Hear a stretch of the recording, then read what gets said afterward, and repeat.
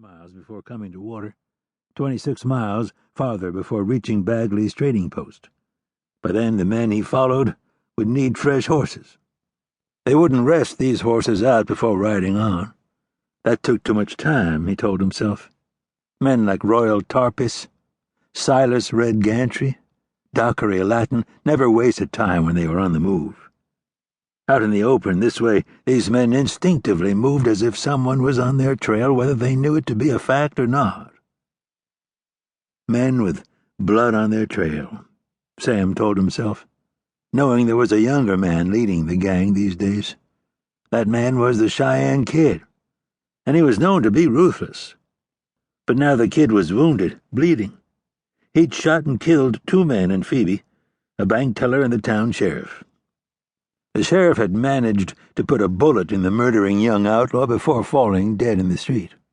Sam had picked up the men's trail the following day, and he'd been on it ever since. Sure, they knew someone was coming.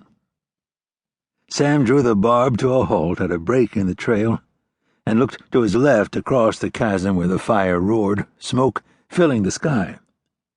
He took off his left glove and felt the barb's withers. The horse's coat was dry, hot to his touch. So was his own left cheek, he thought, raising his palm to his face, feeling the prickliness of his beard stubble, noticing the stiff, scorched sensation along his cheek line, the dryness in the corners of his eyes as he squinted them shut for a second, gauging the heat. Untying the bandana from around his neck, Sam fashioned a curtain of it beneath the brim of his sombrero and draped it down his left cheek. It would help some, he thought. I hope I didn't lie to you, Pard, he said to the horse, recalling his earlier words to the animal. He picked up his canteen hanging from his saddle horn, uncapped it, swished a mouthful of water around in his mouth, and spit it out along the left side of the horse's neck. He leaned forward in his saddle and poured a thin stream of water down the horse's muzzle and along its left side, taking in his own leg and back along its flank. The horse shuddered and chuffed and reached its tongue around to lick at its side. That's all for now, Sam said. He capped the canteen and rehung it. All right, it was hot, but he'd expected that, he reminded himself. 3 miles ahead of him, give or take, he saw the fire had waned on its push southward. In the wake of the billowing inferno stood a few bare and blackened pine skeletons. But he and the horse were safe. He had calculated the risk before putting the horse forward onto the trail. Had the wind made a sudden shift and blown straight at them before they'd reached the trail's halfway point, he would have turned back and raced to the top again before succumbing to the heat. Halfway down the trail he'd realized there was an end to the fire a few miles to the north, the direction he was headed in. From that point, had the wind changed suddenly, he would have raced down the trail, whichever way they'd make it.